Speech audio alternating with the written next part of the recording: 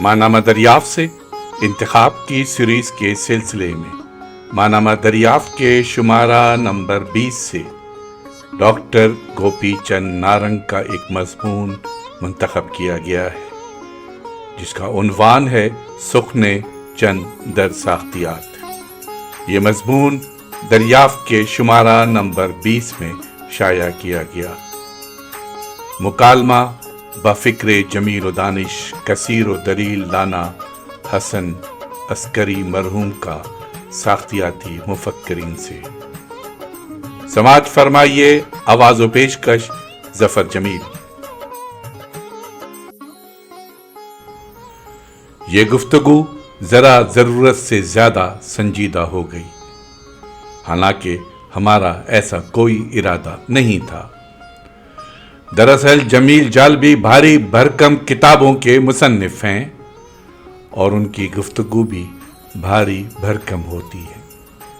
بہتر ہے کہ تھوڑی دیر کو پرندوں کی ہلکی پھلکی باتیں سن لیں۔ الو نے چکوے کی آدم شناسی کو سراہا اور افسوس کے ساتھ کہا، کمبخت کے پاس ذہن ہے مگر عقل نہیں ہے۔ آدمی کو عقل کب آئے گی؟ پودنے نے سوال کیا۔ پودنے نے مشکل سوال کیا ہے، الو بولا۔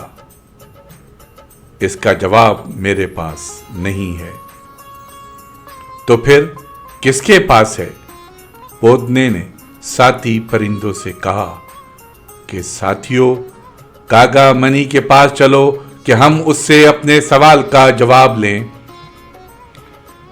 نیل کنٹھ نے کہا، مترو، اپنی عقل اپنے ساتھ، کوئی کسی کو عقل نہیں سکھا سکتا۔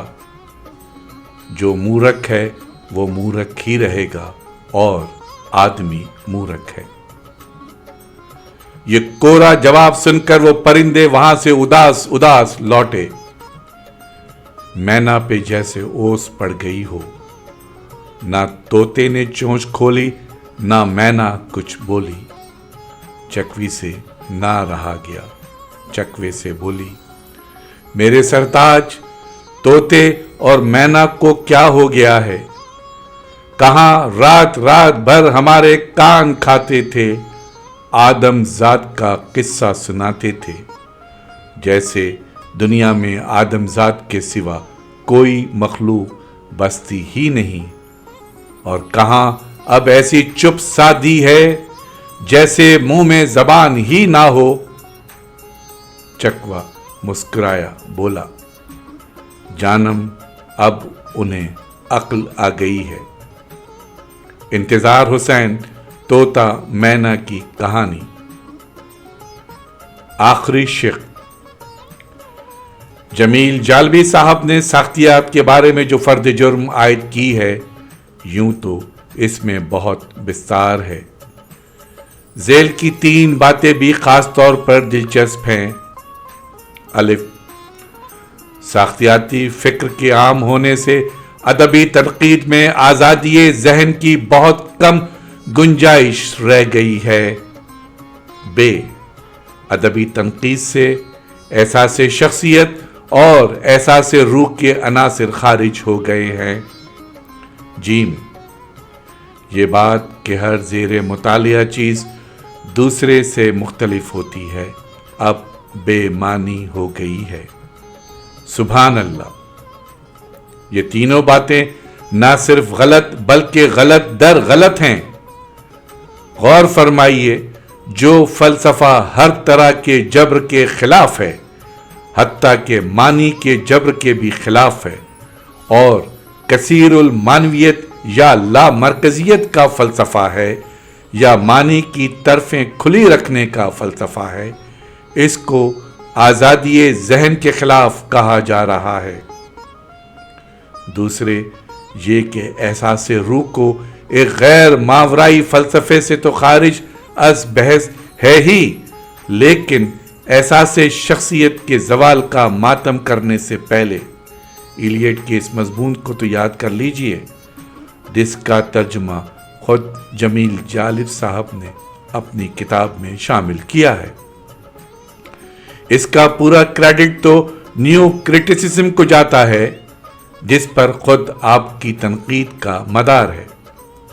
तीसरे, ये जो फ़लसफ़ा लॉन्ग और पैरोल के फ़र्क पर कायम है, सॉसियर या नज़रिया अहलियत और कारकर्दगी के फ़र्क पर कायम है, चॉम्स्की।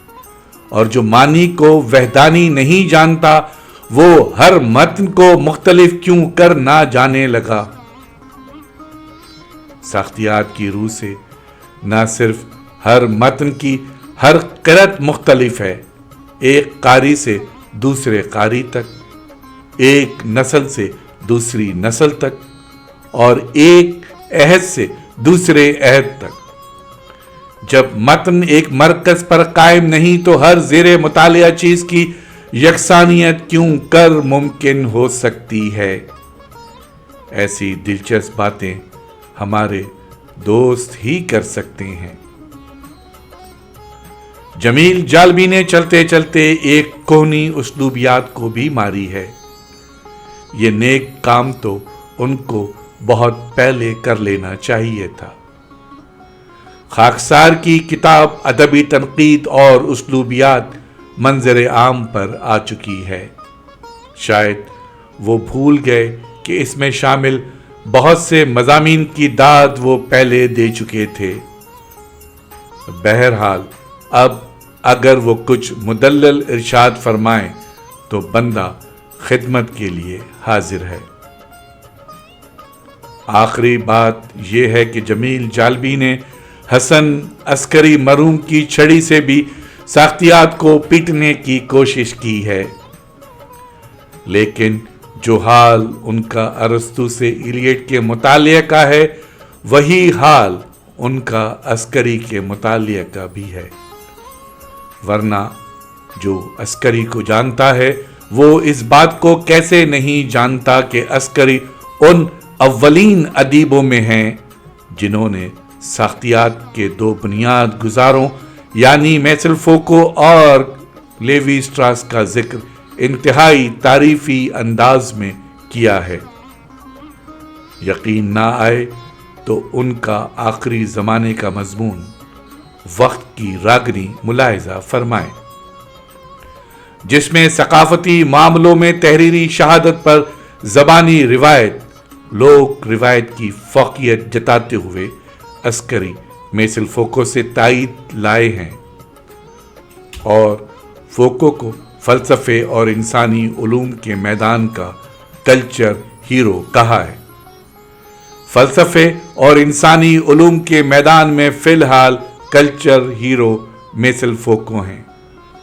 इनके फिक्र का दारोमदार वाकई तहरीरी शहादतों पर है, लेकिन इनकी तहकीक का मरकज वही 17वीं और 18वीं सदी का मगरबी माशरा है।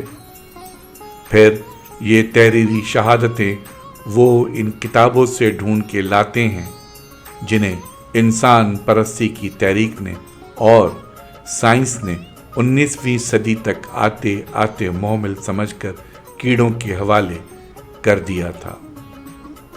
चुनांचे फूको तहरीरी शहादतों के जरिए उस ज़हनियत के पोल खोलते हैं जिसने तहरीरी शहादतों को आखिरी हकीकत समझना सिखाया। उनके काम की बुनियादी अहमियत यह है कि उन्होंने तहरीरी शहादतों के बल पर ही 19वीं सदी के तसव्वुर तारीख और तसव्वुर तहकीक की जड़ ही काट दी। वक्त की रागनी जारी है। शुक्रिया।